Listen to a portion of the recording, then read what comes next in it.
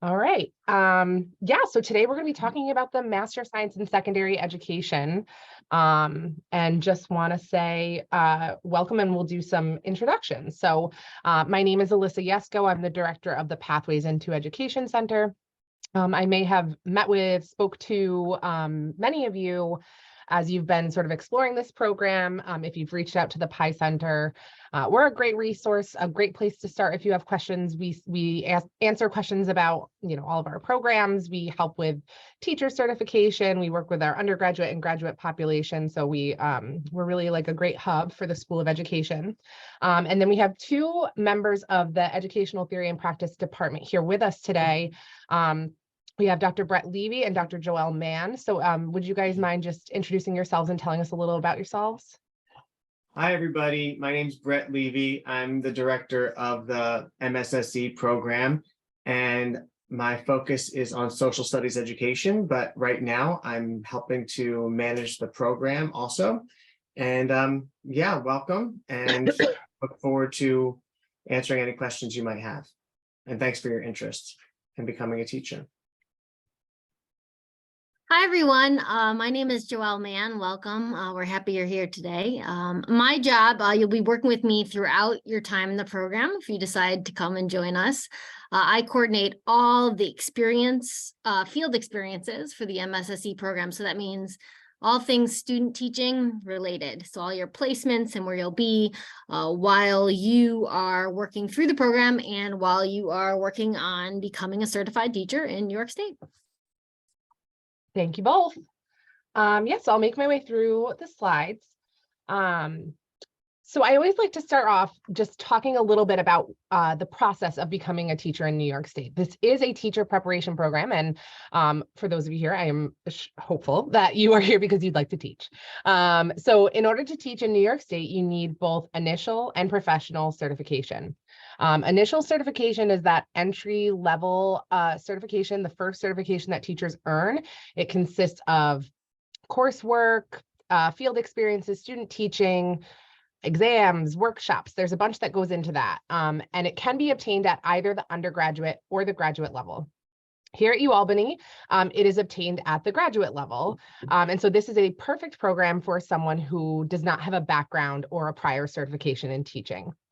In order to earn professional certification, you have to have a master's degree from an approved program and 3 years of paid full-time teaching experience. Teachers must earn this professional certification, the final type of certification that you need, within 5 years of earning their initial. So what's nice about offering our program at the graduate level is that you earn initial certification, but you also receive the master's degree that's required for professional certification, so that when you graduate and you start teaching, you just have to focus on earning that 3 years of paid full-time teaching experience to earn the professional certification. So that was just a brief overview, but I'm happy to answer any questions about certification if you have them. So for the Masters of Secondary Education, like I mentioned, it's a great opportunity for students who don't hold a New York State teaching certificate. It is a program that is most typically completed full-time, and I'll talk a little bit more about that. And like I said, it provides initial certification and the master's needed for professional to teach a secondary subject area for grades 7 to 12. The subject areas that we certify in are listed here. And for each of these content areas, there are specific admission requirements for not only for the program, but for your content area.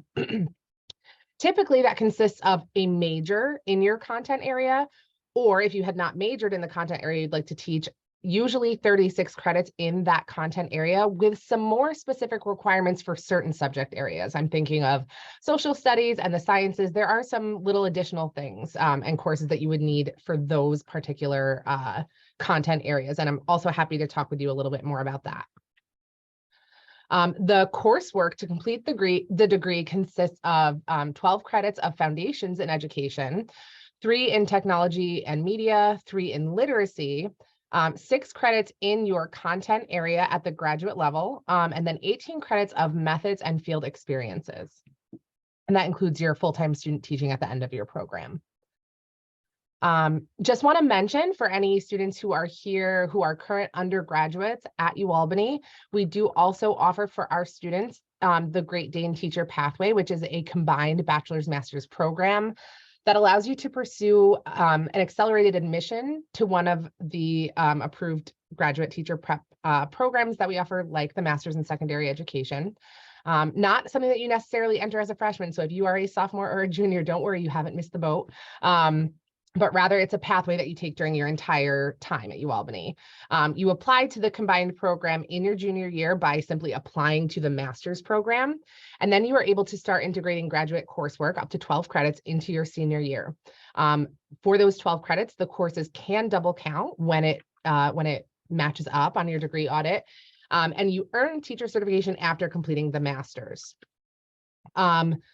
There are the same admission criteria for the graduate program as they are for the Great Dane Teacher Pathway. So if you're applying as a junior, you would be applying in the same manner that a typical graduate student would be applying. These are the content areas that we offer for the Great Dane Teacher Pathway. You'll notice that the only one that's really missing of all of the content areas that we offer is French, but the other ones are represented through the Great Dane Teacher Pathway. Some frequently asked questions. How long does the program typically take? The program typically lasts about 16 to 18 months, depending on whether you begin in the summer or the fall, and you have the choice when you're applying to begin in either of those terms. There is no spring start date for this program. Typically, this includes 5 continuous semesters, including summers, with your last semester, which will always be a fall semester focused on full-time student teaching. Can I complete the program part-time? This is a question that we get a lot. The program is designed to be completed full-time. It is possible to complete some of the coursework requirements in the beginning of the program part-time, but it can be difficult to work during this time, and it also can really throw off your timeline. So there are certain courses that are only offered in the fall and certain courses that are only offered in the spring. And there are courses that are prerequisites to another course. So you can imagine that that can get really complicated if you're not going in the order that the course was designed. It can delay you at minimum 1 year, but depending on how you work through the courses, it could delay you even longer. And then you'd also have to keep in mind that at some point you would have to be full-time, particularly when you're spending time in the schools. So that's sort of a complicated answer. I think the best way, the most time efficient way to move through the program is full-time. And I think that's the preferred method to move through the program. What if I don't have all of the necessary credit hours for my content area? So I mentioned earlier that you need a major or the equivalent in your content area to enter the program. We do recommend that students take the additional coursework as they prepare for the application process and as they're gearing up to start the program.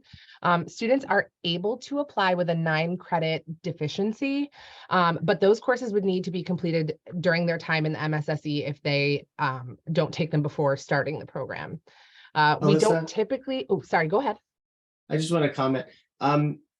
If UAlbany is your first choice and you're not sure whether or not you can commit to being a full-time student, I still encourage you to apply. And if you are accepted, it's possible for you to work something out with your advisor to do it in a slightly modified way. Sometimes people finish in 2.5 years as opposed to 1.5 years. I have a couple of students right now in that situation.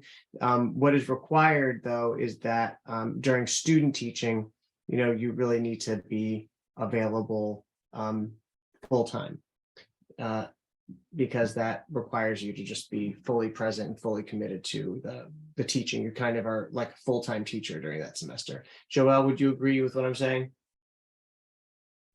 Yes, absolutely. I think I'm probably going to give a little overview of field work in a little bit, and I'll touch upon that more. But yeah, if you decide to try to enter the program, your full-time student teaching semester would be in the fall of 2024. So that would be the semester that you'd really have to commit to full-time student teaching. But sometimes people go through it in a slower pace, and but Alyssa's right. It was designed for full-time, but we do adjust for students' needs when necessary. Thank you both. Just to finish up with this, we don't typically conduct transcript reviews prior to enrollment, but we can certainly provide guidance and help you to sort of figure out what it is that you might need to take as you prepare for the program. How and when are courses offered throughout the program? So it's important to note that the program is not a fully online program. Depending on the semester and the course instructor, some courses may be offered online. So there's certainly the opportunity to take some online courses. Many courses are typically offered during the early evenings, and this is a sample course sequence of the number of credits that you would be taking during your time in the program. So I have Summer 1 and Summer 2, it's not, those aren't additive. So it's not like you take 6 credits and then it's supposed to say 6 credits, not 9 credits for Summer 2. I'm so sorry about that. But it's the 6 credits that you would typically take over the summer could be taken in either summer. Is that correct, guys? Yes, they can be taken either summer and, well, Summer 2, it says. Yeah, I mean, we have 9 credits that are, it really, sometimes what happens is people, if you enter with course deficiencies and you have not completed all of the requirements, you know, for social studies, often they have majors have not taken an economics course. So if you come in with all of your, with everything done, all your prereqs done, and you've taken econ in social studies or in science, you've taken, you know, Chemistry, all of the biology, yeah. requirements, then I don't know what they all are. The science advisor deals with all that. I deal with I'm the social studies advisor. But if I've taken all the prereqs, then really there are only 9 credits that are typically taken during the summer. And even one of those courses could be taken during the winter term, but that's a really quick term. That's like a 4-week term after, you know, that starts the day after Christmas. And sometimes people are hanging out with family at that point, but there is a course that's offered then. So sometimes it's really only not 6 credits in the summer. So Yeah. but if you have prereqs that you have to nail down, then you want to leave room for that in the summer. So it's a bit of a customized program, but if you do, like I said, if you have all your prereqs done, it's only 9 credits that are typically taken during the summer, and they're all online. So if you haven't moved to Albany, if you're from somewhere else and you're not local, then you can still wait till the fall to move to this area and still take those courses. Thanks. So this is a question that we get a lot of times during these info sessions, like in what ways can I fund my graduate studies?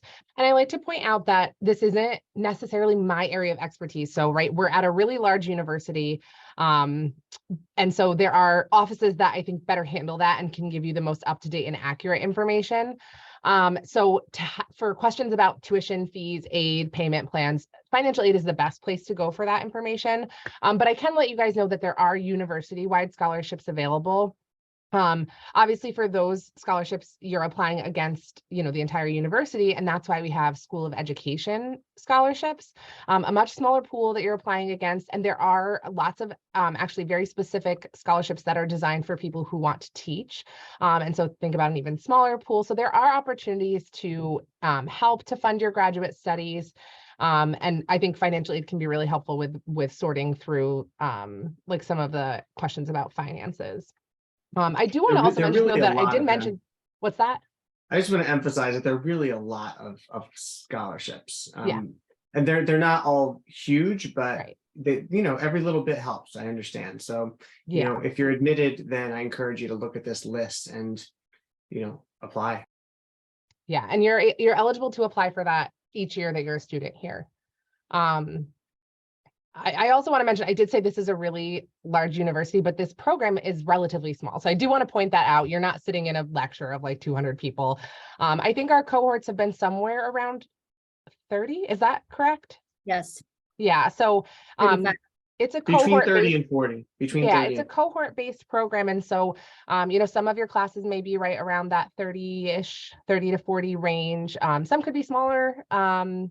I think it depends on the class and you know, who signed up, but you're not sitting in these huge, it's a feeling of sort of community with the other people in this program because you're all going through the different milestones of the program at the same time.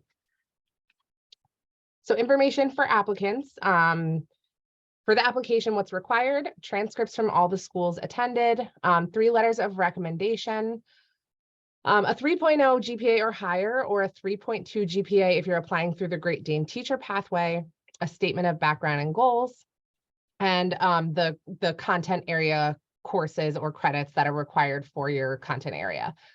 I think it's great that Dr. Levy mentioned that the summer courses are typically offered online, because if you're thinking about whether you wanted to apply for this fall or the summer, you're able to indicate on your application which you'd prefer, and that can maybe potentially impact your decision. If you know you wouldn't have to move here until the fall, you would still be able to participate as a student over the summer, so that's great.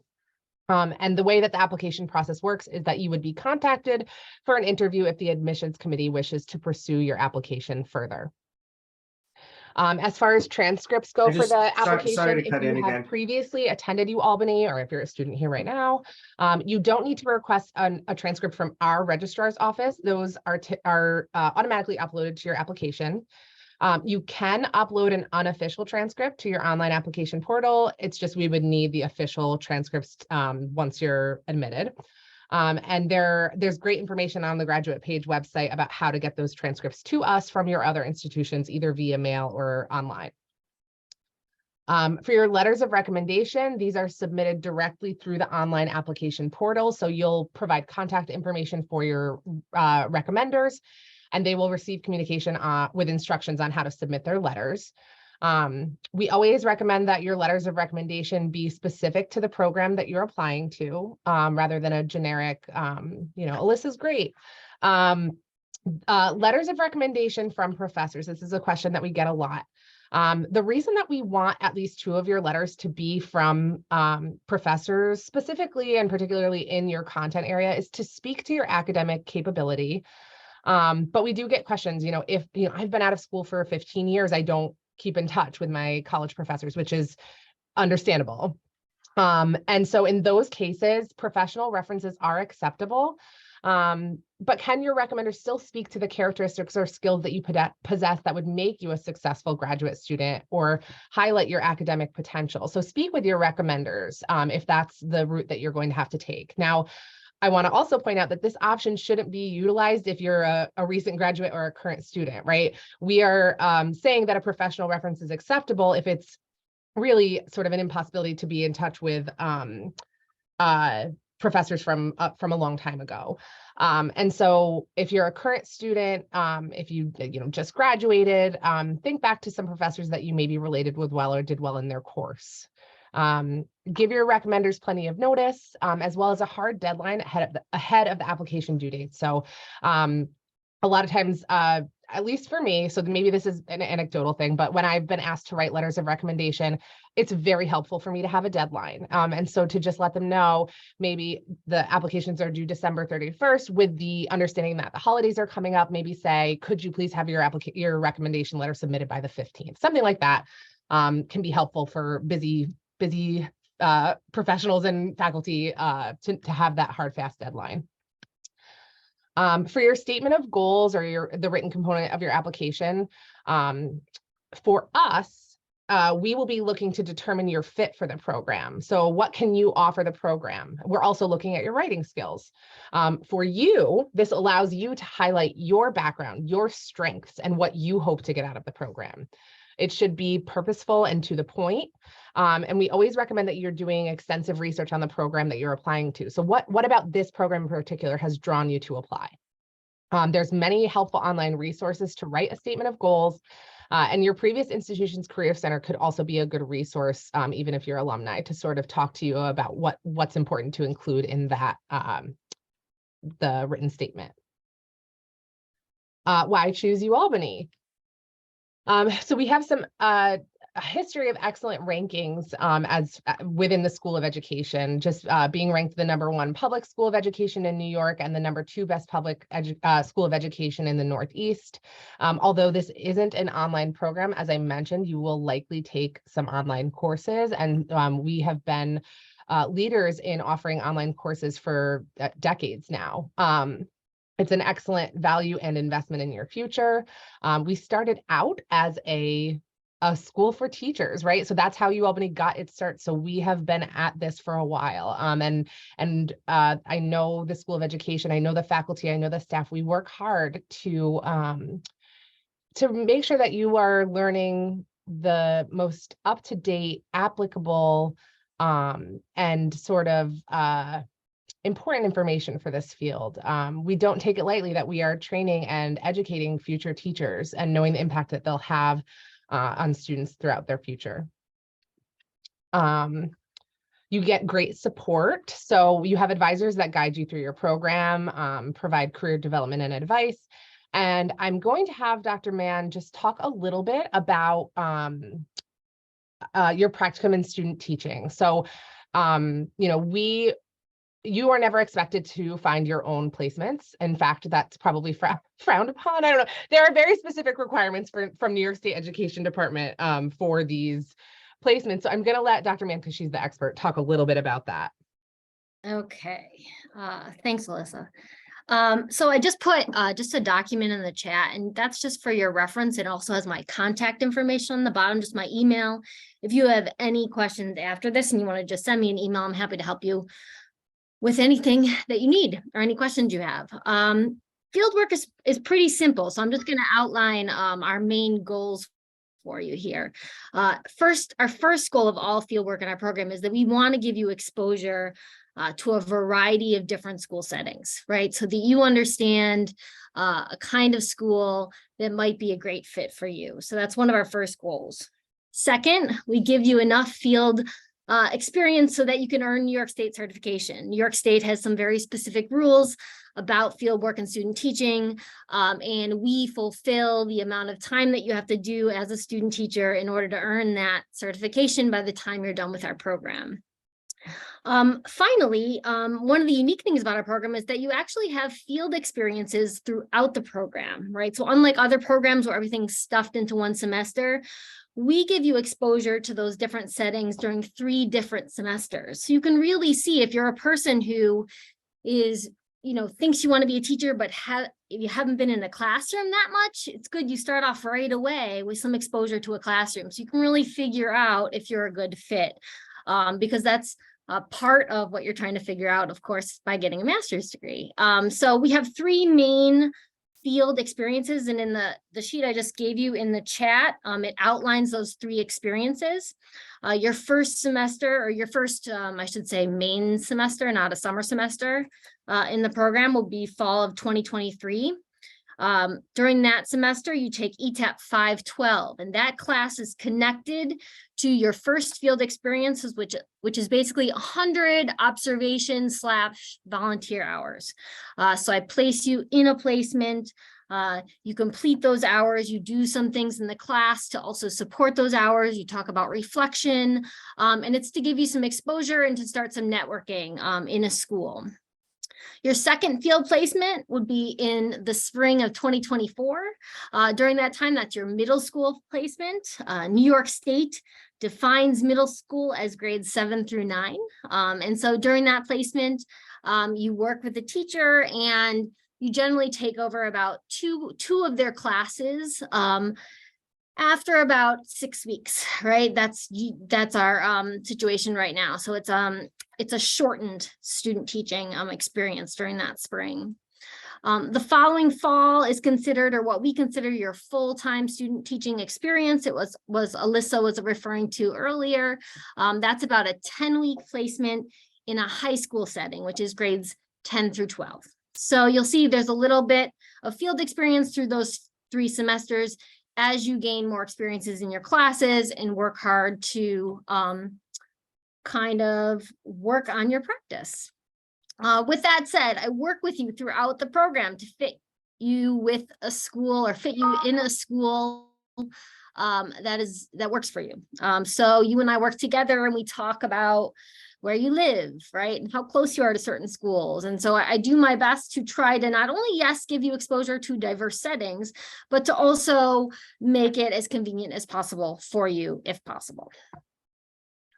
And that's a very quick overview, so I apologize. I actually have to go teach a class in a few minutes. So if you have any questions, please don't hesitate to reach out. My email is right on the sheet I uploaded. I'm happy to answer any questions. Thank you. Thank you. And then just to close it out, just showing you some places where you can find some more information. So we have the program webpage, which let me see if it will pop up. I don't know if I can get it to pop up for some reason. Which I'm sure many of you have visited. It sort of just gives you an overview of the program. And then it also includes information on the prerequisite requirements for each of the content areas. So you can click on each of these to learn a little bit more. And then if you scroll down even further, you'll see the admissions requirements. So the deadlines, the required application materials. And also on this page is the link to the graduate bulletin, which tells you a little bit more about so it also lists each of the requirement for the content areas, but it tells you what courses are required for the program if you wanted to know a little bit more about the actual coursework that's included in the program. And then, yeah, just the PIE Center. That's the last slide that I have really, is just letting you know where you can also find more information directly from us. So we are pretty good at being able to answer a lot of your questions, but we'll always try to help you if we can't answer your questions to find the person who can. We also assist and help you when it comes time to apply for certification at the end of the program, and we support you through that process. We offer open Zoom hours where you can pop in and just say, hey, and ask your questions. And then we also monitor our email very closely, and we respond to emails pretty quickly. And then just a couple of questions that were submitted when students registered that I wanted to make sure that we got to, and then I'll open it up for any questions that you have on top of that. So someone had wanted us to discuss registration timelines. So I wasn't 100% sure what they were asking us to cover, but just know that typically once you're accepted, you would work with an advisor to register for classes as soon as they're open. And so typically classes open up for registration about halfway through a semester. Is that a fair estimate? Yeah, so about halfway through the spring semester, you'd be looking ahead to the fall. And same thing for the fall, you'd be looking ahead to the spring. And if I don't clarify that, and if the person who asked that question is here, you can let me know if there was further information that you were interested in. We had a UAlbany junior who's looking to study abroad this upcoming fall in their senior year. I think they were wondering if they can still apply through the Great Dane Teacher Pathway, and was wondering if it would be helpful to take summer courses. So Dr. Levy, do you have any guidance for this particular student? The advantage of doing the pathway, the Great Dane Teacher Pathway, is that you can take some of your courses early and your grad coursework early. And the short answer to your question is yes. It just means that, you might not kill as many birds with one stone, basically. I mean, you can take up to 12 credits and double count undergrad and grad, and so then you start your grad program, without as many requirements in front of you to complete, which allows you more time perhaps to work or to be with family or to do whatever other kinds of things you would want to do. So it just means you might not get through 12 credits before you would start the master's program. You would maybe just do 6 or something like that, whatever you can squeeze in. But certainly the answer is yes. You can definitely apply and be part of it, even if you are not going to be able to take as many courses as some other people in the pathway. Yeah, you don't have to do 12 credits. You can take up to 12 credits. Yeah, and I would say you can even just do 3 credits. Yeah, that's also true. There's a great benefit to being able to complete those courses in your senior year, as Dr. Levy mentioned. And I didn't touch upon those, but generally, just the fact that you'd be paying undergraduate tuition for those graduate courses. So graduate courses are more expensive. And so if you're, however many courses you're able to fit in up to that limit of 12 is fantastic. And so just to give the example of, if you're able to take advantage of the full 12 credits, this is a 42 credit master's program. And if you complete 12 credits during your senior year, that means that when you graduate with your bachelor's and you start the master's program, fully, you would have 30 credits to complete rather than 42. I do want to point out, it doesn't mean you'll graduate from the MSSE faster. It just means you'll have a lighter course load throughout. So fewer courses to pay for at the graduate level, and maybe a little bit, as Dr. Levy mentioned, a little bit of extra time for yourself. So while some people in your cohort may be taking 12 credits in a given semester, 9 or 12, you may be taking 6 or 9. You might even be able to take a summer off. So those are some of the great advantages of that option. We had someone ask for some recommendations if they're concerned about a GPA from their undergrad, which they completed several years ago. So, if life circumstances have changed and they, feel much more equipped to take on academics, what recommendations might you have?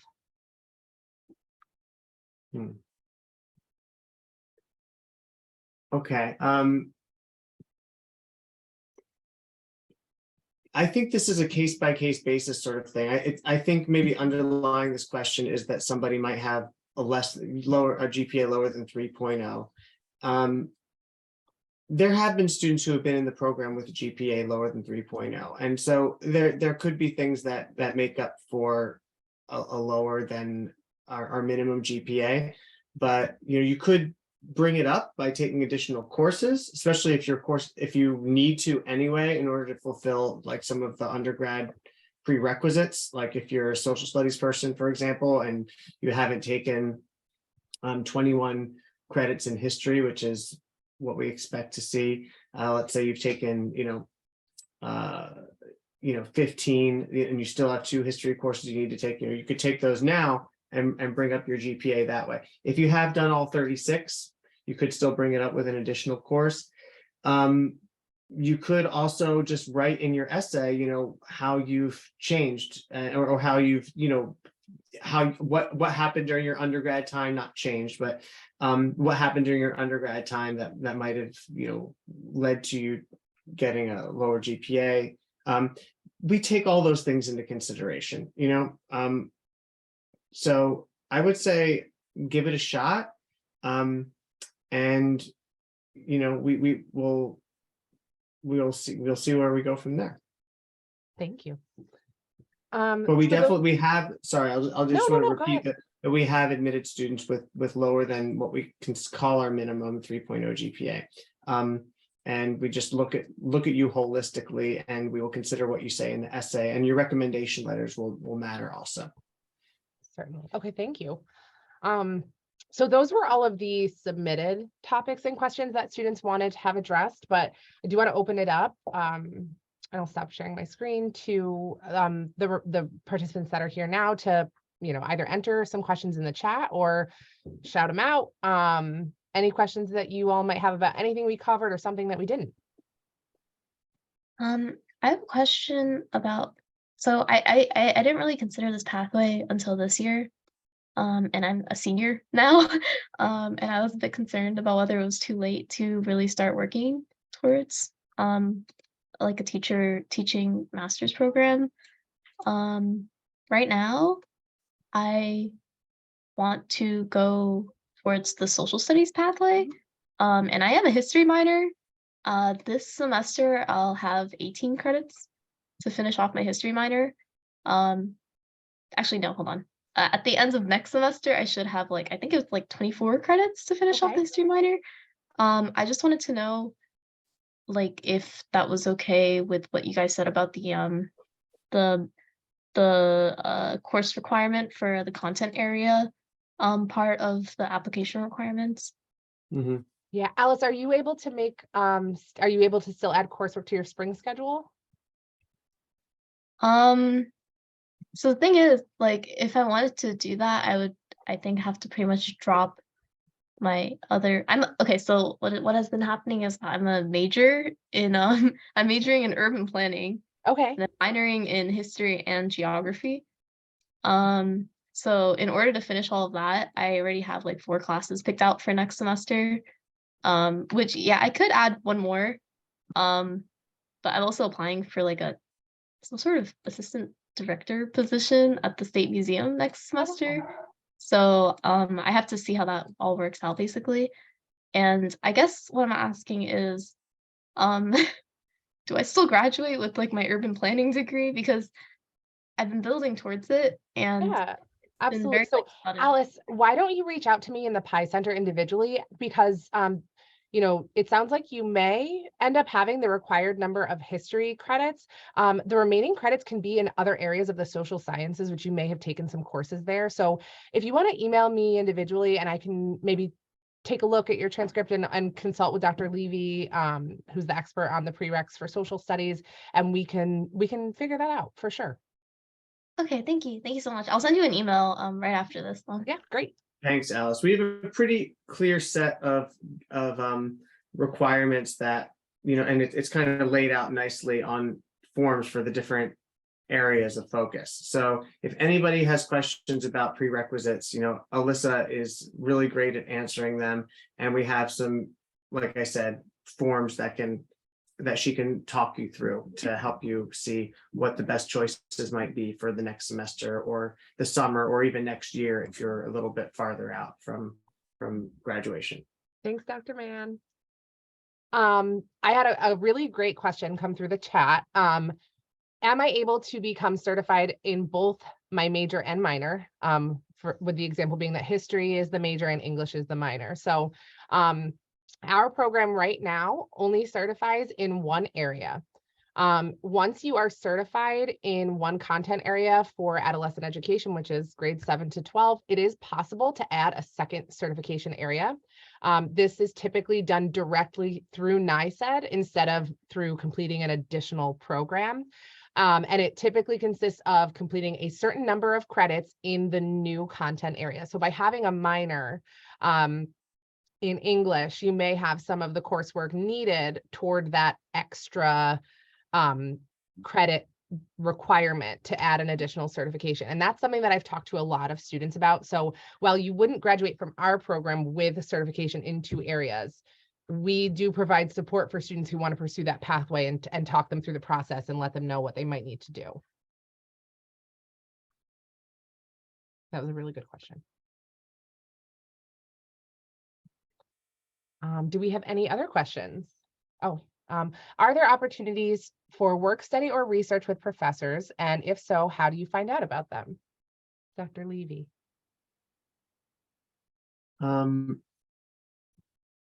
Work study, I'm not sure about. What do you think, Alyssa? So work study at the graduate level it's typically, when I think of that, I think of assistantships.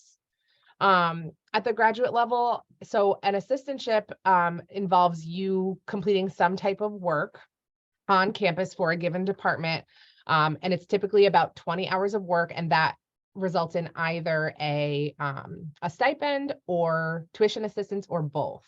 What becomes difficult with that is the amount of work that requires. So it requires about 20 hours of work each week, which would likely be very difficult when you're in the particularly when you're in the full-time student teaching. But also, when you're taking a full-time course load can certainly be tough to balance and to schedule when you're spending some time in the schools. That is definitely an option though, if you can make it work. The positions that are available for graduate assistantships are posted on the graduate school's website. And those would be positions that you would apply for and would have to be chosen for that position. And I can maybe find the website for that. And then as far as research with professors, has that been? Yeah, I mean, I have worked with students in the MSSE program as my research assistants, but it's usually, it's on a case-by-case basis. If somebody's interested in engaging in research, I can, sometimes there's a good fit and we can figure something out where we can work on something together. But with regard to payment for that sort of thing, sometimes I have funding for that, sometimes I don't. I think, it really just depends on where I am in terms of either applying for grants or I have a grant and I can pay somebody to help me with certain kinds of projects. So it's definitely worth asking if there's somebody who you think you would be interested in working with. But there's not like a program in place for that per se. It's really a case by case kind of thing. In the chat, I put a great link from the graduate school on funding graduate studies, which includes some great information about graduate assistantships, and then also a link to the current openings for graduate assistantships. Now, these are always changing, right? These may very well be filled by the time you come here, but at least you'd know where to look to see which positions are currently open. Any other questions? Did you see Luke's question here? Oh, I might not have. If there are Ah, questions. If I am a junior with a slightly below 3.0 GPA, should I apply now or wait until senior year? Great question. So the 3.2 minimum for combined programs is actually a university policy. So we don't really have a way around that. So what you can do is I think it would make the most sense to apply when you're a senior, to start after you've graduated and continue to work on your GPA. A strong GPA is always, going to be a benefit. So it gives you a little bit more time to raise it even above that 3.0 threshold that we look for our graduate students. Yeah, I mean, if you can bring it up this semester, and then apply. And do we have a spring? We have a spring deadline, right, Alyssa? Yeah, so March we 1st? have a Yeah. deadline of March 1st. So if at the end of this semester you are at the 3.2, you could definitely apply for the Great Dane Teacher Pathway. But also keep in mind that if you've taken courses elsewhere, those factor in. So let's say you took some courses at a community college prior to coming here, or you transferred here, those additional courses factor into the overall GPA that we're looking at for when we're considering your application. Oh, good question. What is the acceptance rate of the program? Do you know, Dr. Levy? Have you done that math? I haven't done No, that I have math. not. I'll put it this way, we're not at capacity right now. Like we pushed our boundaries in terms of how many we can have in the program. But I think in general, if you're qualified, we try to make space. So we're laying out what our expectations are. I think we've talked a bit about the GPA is a big one.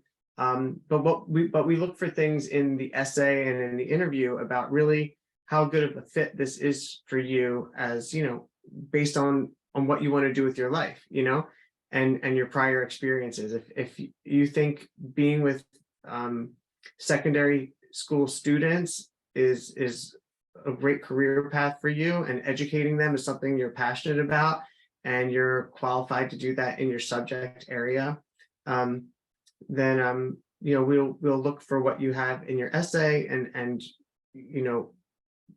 we will do our best to support people who want to become teachers. So right now we don't have a huge capacity issue. We're getting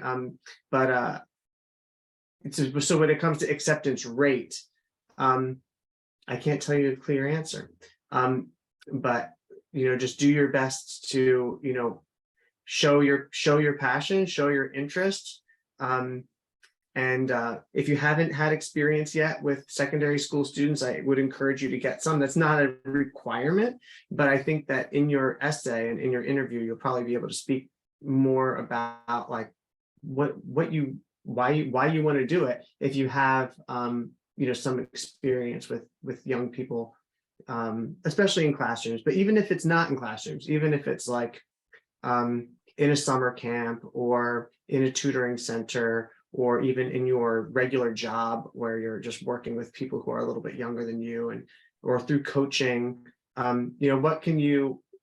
what is it that why does teaching speak to you? Why is it something you want to do for a career?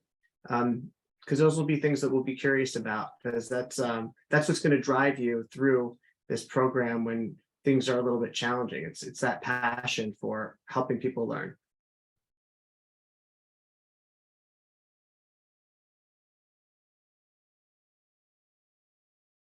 All right.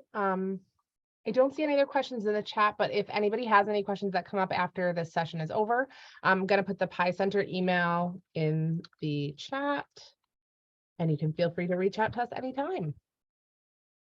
And just want to say thank you for spending a little bit of your afternoon with us, and we hope to potentially see some of your names come across as applicants in the next couple months. And thank you, Dr. All right. Levy, for joining us. Thanks, everyone. Thanks for your interest in the program, and I'd be glad to answer any questions too. All right, Okay. thanks, All right, everyone. bye-bye.